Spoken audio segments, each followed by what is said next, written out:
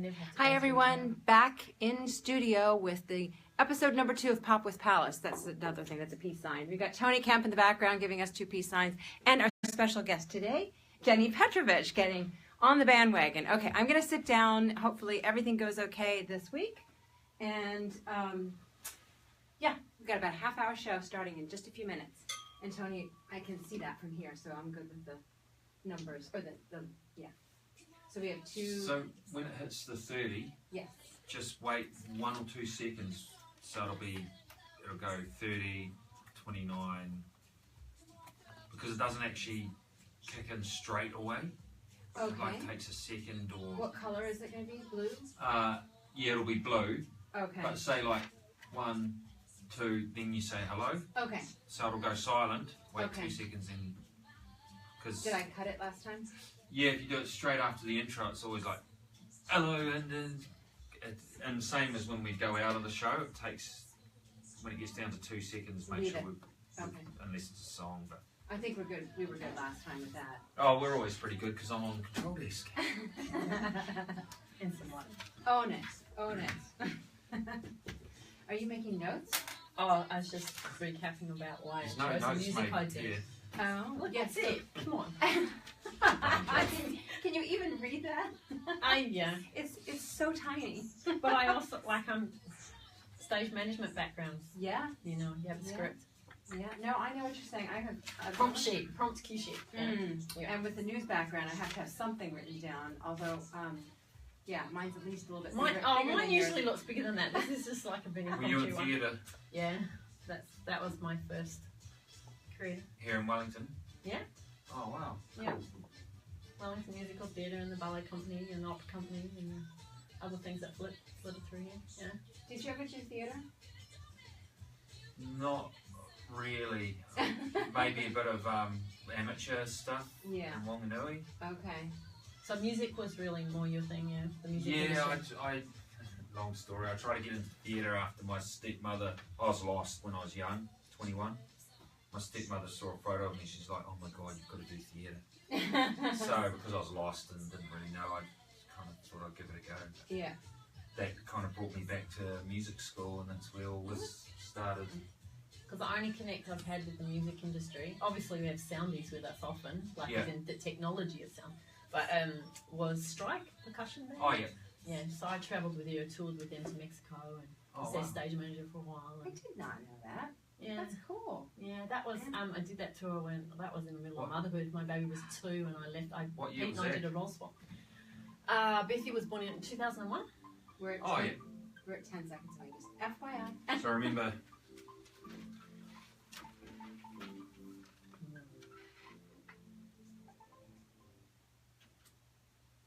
Hello, you. Yes, I mean you. Are you ready to make your life pop? Then welcome to Pop with Pallas. Find out how to follow your passion, discover your purpose, and express it with personality. Learn from people who have figured out how to do it and are willing to share so that you can too. Welcome, everyone. I am Pallas, obviously, and I am here today with my co-host, Tony Kemp. Hello.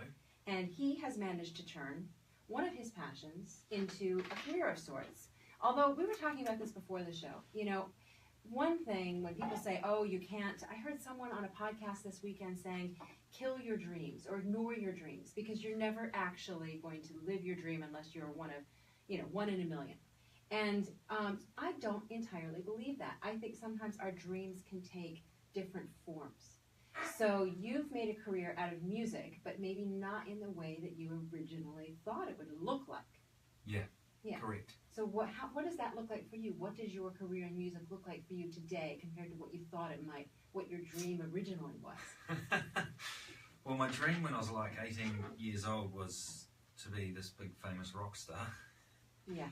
But now I'm earning money from doing radio and music, but I also have kids to feed. So, and as you get a little bit older, you do have responsibilities and a mortgage and stuff. So, yeah. But it doesn't mean you have to say, okay, great music, putting it on the shelf, done, next, now I'm going to become a banker, right? No. No. So But it does. I still think it takes a lot of hard work, though.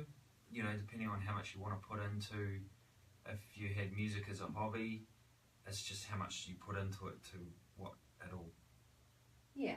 So what you're saying is, if you want to pursue your dream, you have to be willing to work at it, and maybe there's a price tag to that. Maybe you're not going to earn a banker's salary. Yeah, maybe. But do you think I'm still working it out. Well, that's the other thing. Yeah? Which I think is kind of really good as well, working it out, because we don't know what the future holds. Yeah. But you've worked it out through being part of a band who or which wrote its own music, which was Supermodel, right? Yeah, correct. And then when that worked for a while, yeah, and then it didn't work, and then you went on to what you're doing now, which is a band called The Relatives. But I don't know if luck has anything to do with it. I ended up being at the right place at the right time with this working band who needed a drummer when Supermodel had decided to call it quits on the pretty much the same day. So. Well, that could be definitely part luck, but the other is persistence, like refusing to give up on that passion. Yeah, I've always worked hard at it. Yeah, and now you do corporate. And I still do. And the corporate gigs, you know, so it's not all just, I call you our resident rock star, but it's not all rock star stuff. It's performing at weddings and office parties. Do a lot of weddings, office parties, cruise boats. Yeah, so you just make it work.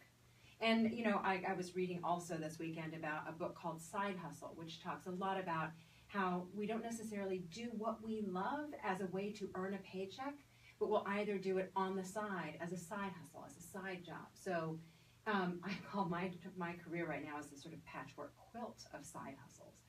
But you don't even have to even be paid for the side hustle. You can just have it as a hobby too. Yeah? Okay, and on that note, we have a guest in studio who is a friend of mine and an incredibly inspiring person. Her name is Jenny Petrovich. Jenny, thank you so much for coming today. Pleasure to see. Well, this is the only time we've had a chance to catch up in a while, so that's kind of a bonus for us. But we'll get into your story in a moment, but I think the side hustle thing is actually tying into what we were just talking about on Facebook Live before we started the radio part of the broadcast, and that was how you, although right now you're not working in the area, started out as a stage manager, and did what?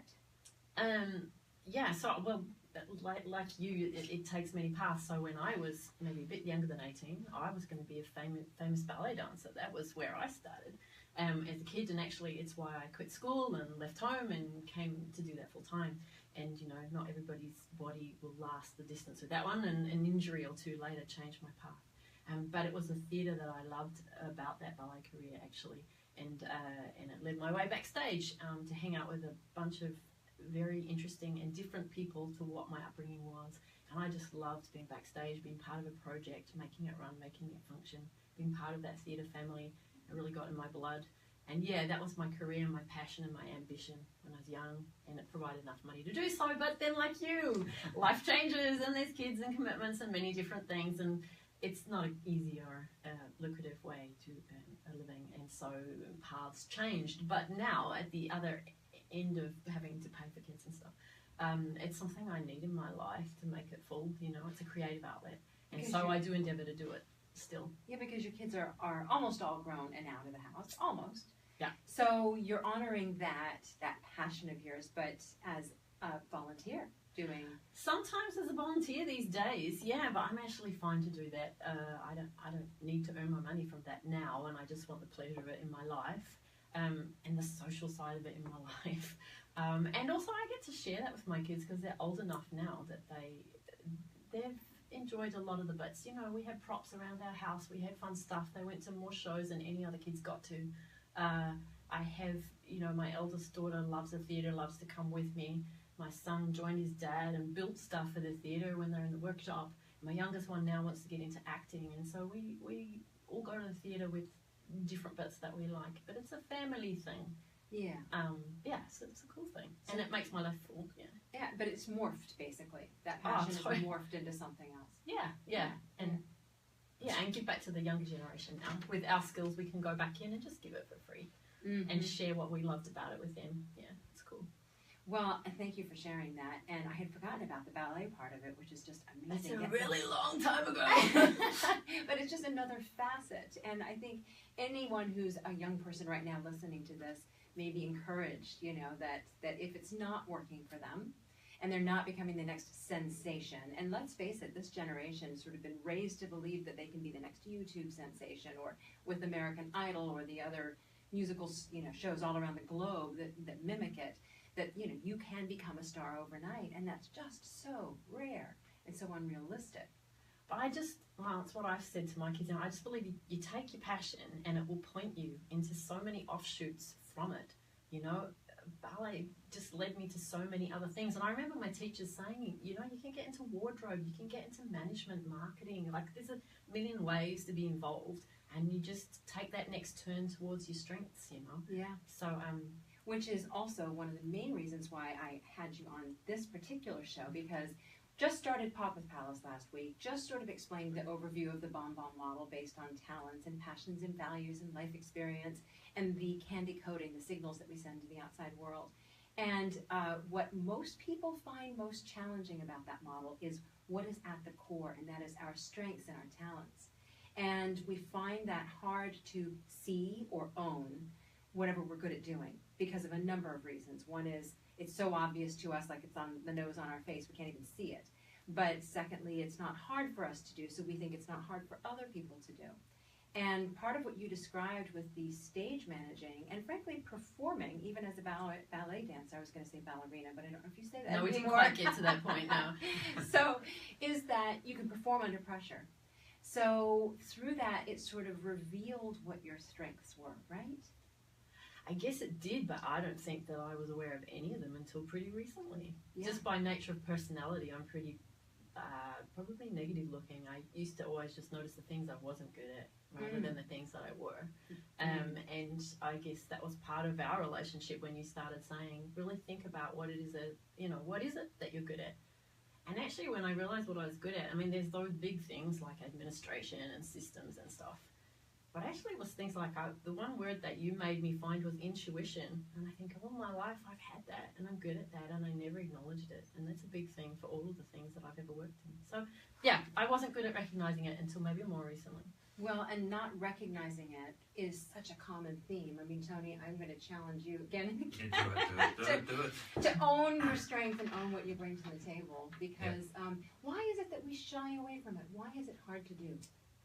I'm not sure. Maybe it's fear or scared, or you're not as good as someone else at that particular thing, so therefore you don't think I'm a natural star at this. But you don't have to be a star in order to be good no, at it, I know. right? It's here I'm using the wrong words. But but you are using the right words, because I think that's what people are afraid of. Oh, well, I do this well, but there's someone who does it better. Or they've made a career out of it, and they're just doing all these, I'll use musical terms, but big gigs, and I'm getting older and I still haven't got there, and they're younger than me, so maybe it's all that kind of thing going on in my own head.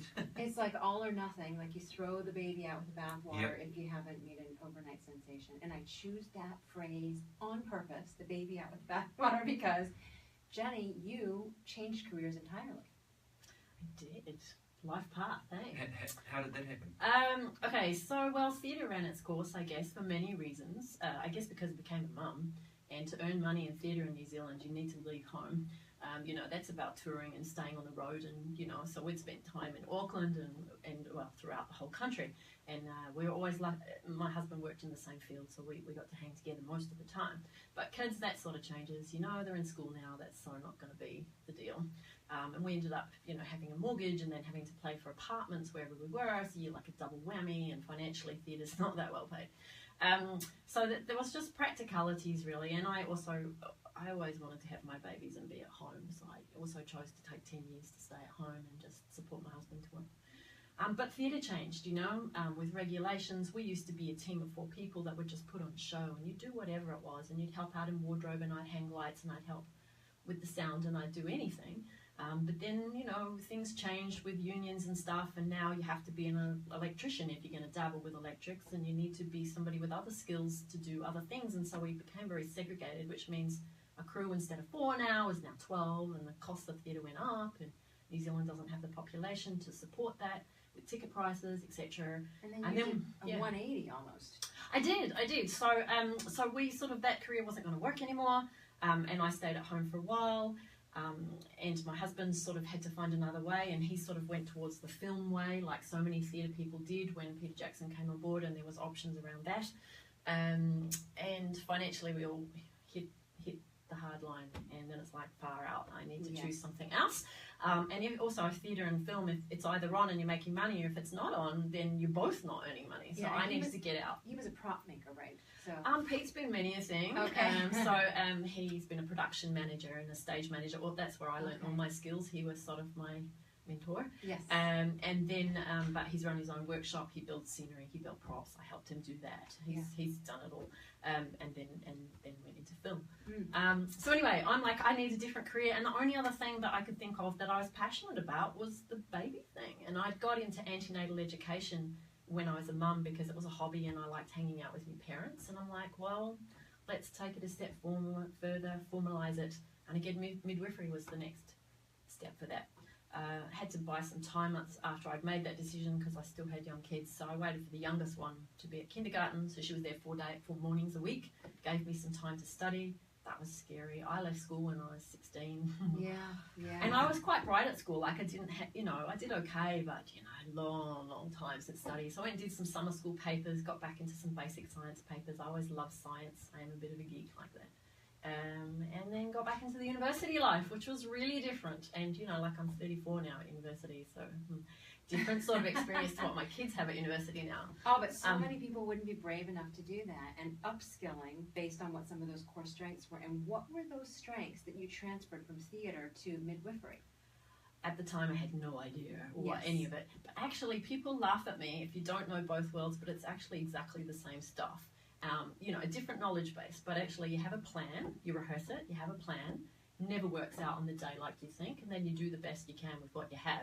And that's what a show is, that's what a birth is. So you just get really good at using the people around you, the equipment around you, thinking on your feet. It's a bit of an adrenaline rush, both types. Yeah. And so it came to be. That's cool. I do have a question. Yeah. In between your theatre career and slowly changing to your midwifery, you make it sound pretty easy, like, oh, we couldn't do that, so we went and did that. But was it a long time? Were you depressed at all? Was it like, well, what am I going to do? And you spent a year thinking about it? Didn't have a lot of time. Like, it was really like moving forward because we just got to this point. It's like, God, we're going to have to sell up. And that was scary. It's like, I need to earn money and I need to get out and start doing it now.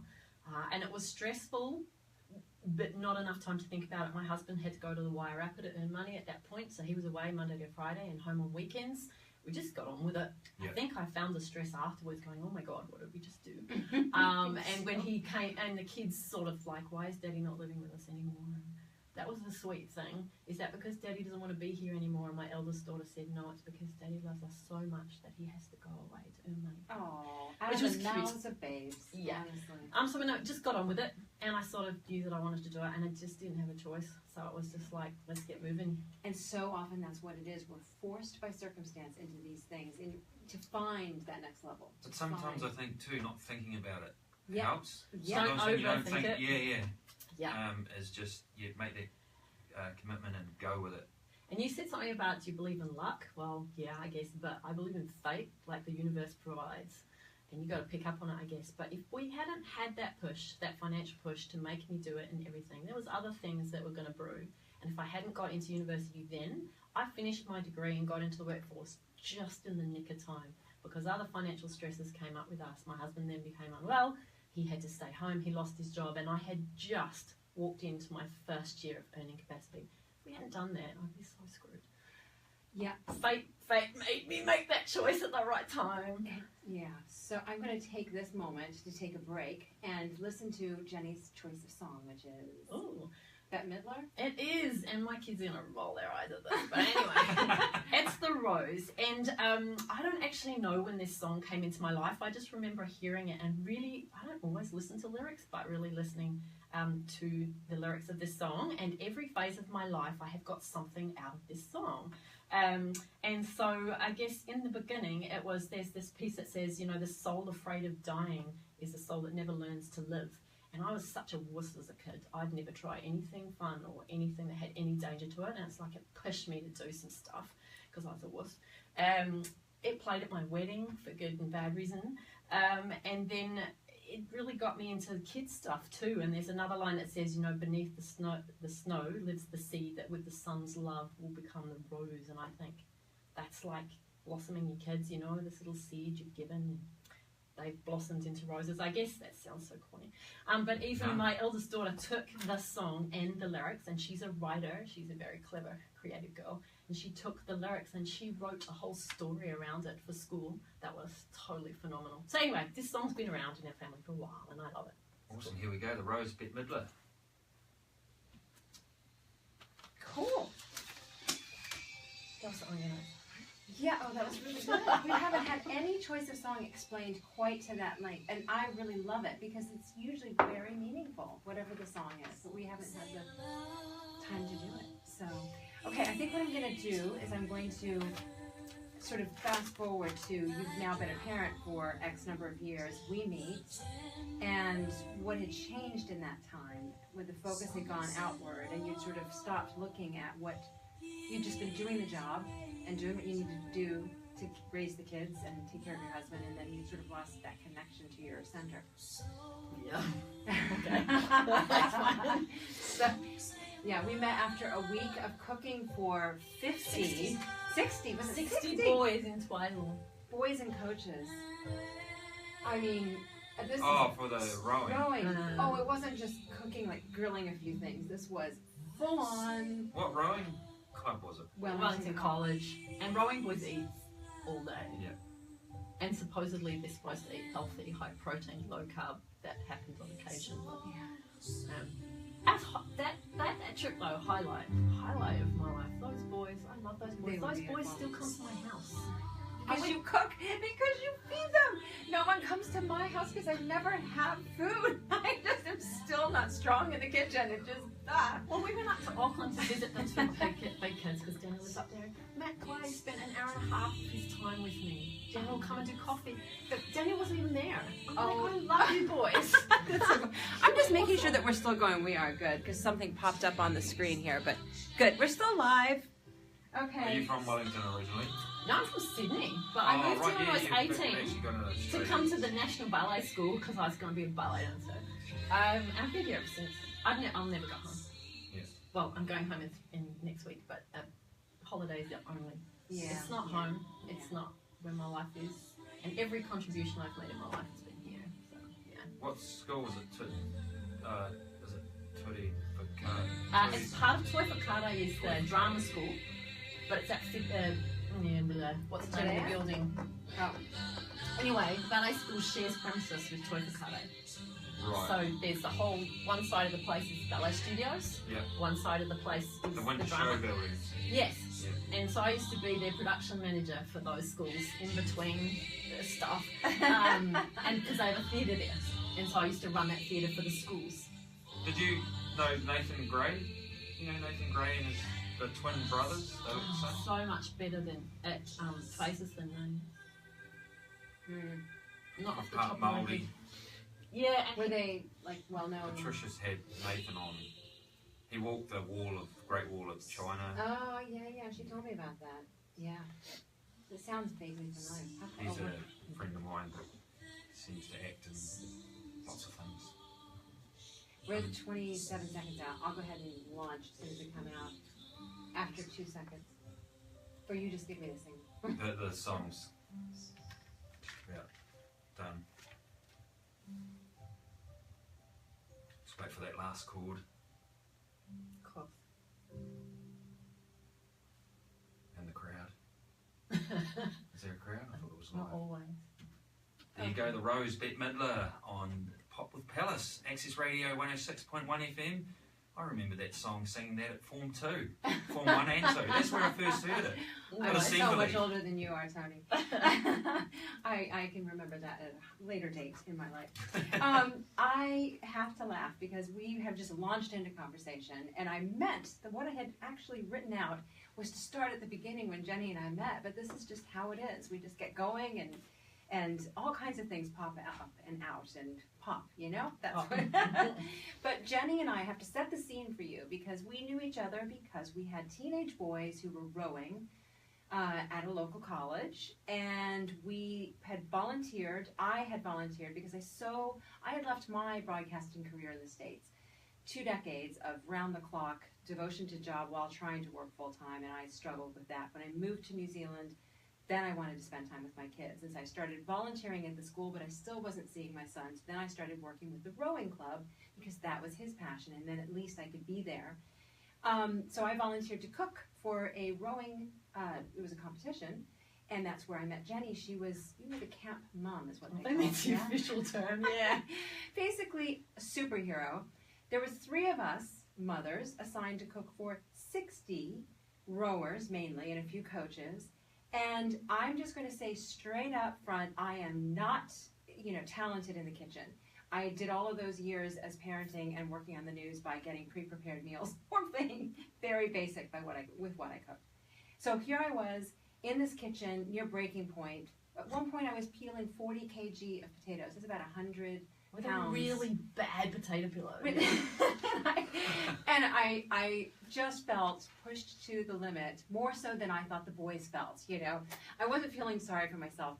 Well, I was a little bit. Anyway, but I was in awe of Jenny. And you were in charge of everything. Purchasing, and what was, how did you get involved in this? Because I suppose, this was your area of strength. Same deal as you. That was every child when they get to their teenage life, trying to find something in common that you can bond with them. And the girls have been one way, and for my son, rowing was it. At that time, I'm like, right, let's do this together then, because I just wanted to do something with him. Yeah. And so when he was in year 9, he was part of this rowing team for 5 years of his college life, and so just got on board and met amazing mums who were the people who had always done it, but their boys were older and they were leaving, and so he just slowly took up the reins of everything they'd done before you and taught you.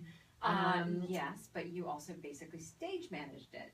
You had this list and this plan, and I mean, I'm literally in awe of you.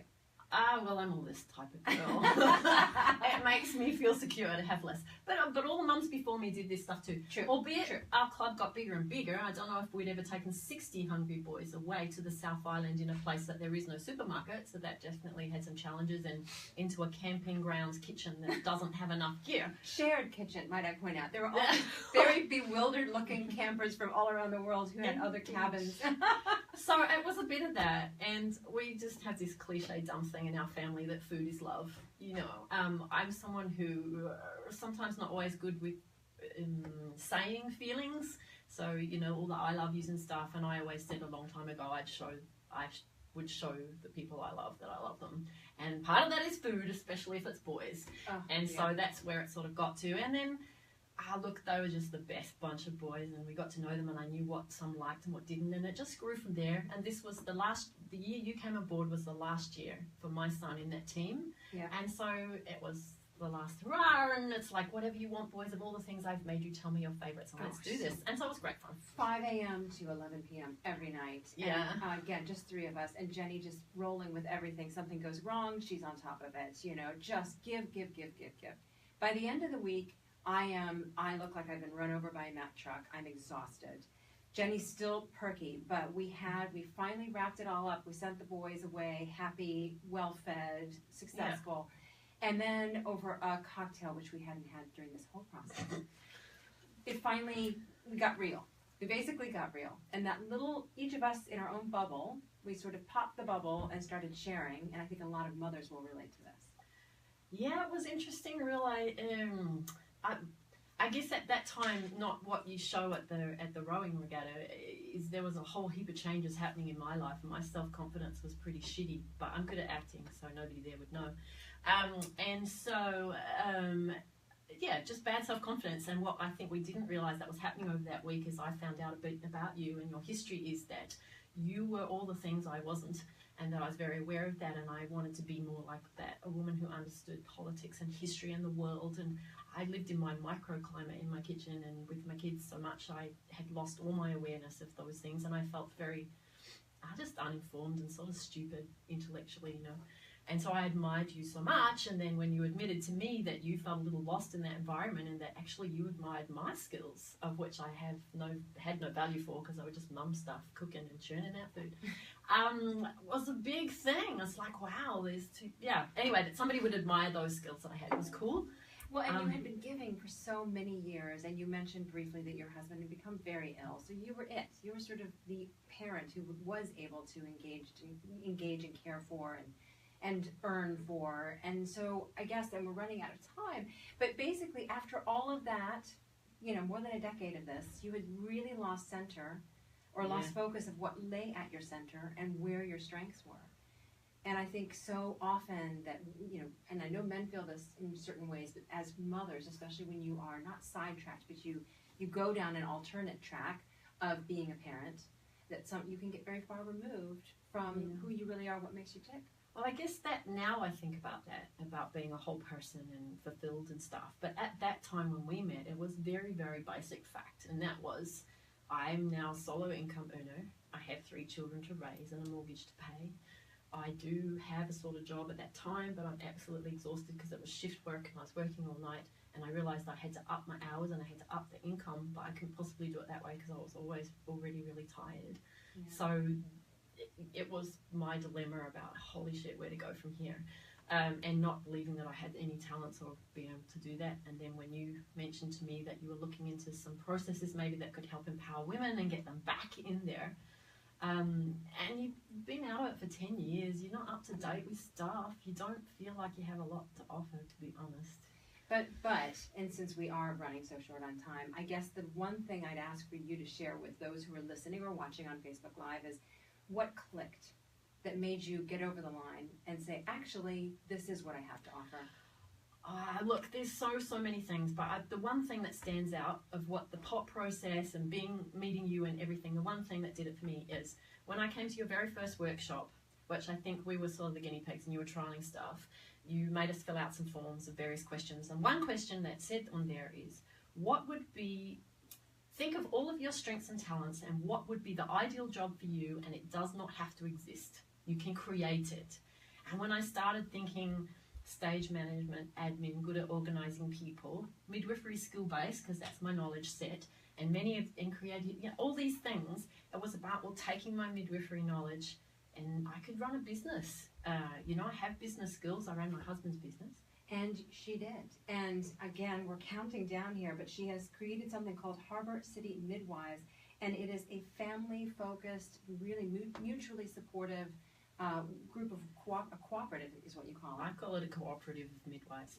And I want to say, though, at the outset, that was not my name and my original idea. I've taken it and changed it because it was started by one of my other colleagues who is amazing and started this concept, and I've just run with it. So I don't want to take all the credit for that. That's fine, but you've really made it a success. And now we're down to just 20 seconds. Jenny Petrovich, thank you so much for joining us. My pleasure. And Tony, thank you for piping up. We kind of left you out at the end as we started talking about mums, but we're going to have lots to talk about later. We'll be back next week on Pop with Pallas. Thanks for tuning in, 106.1 FM.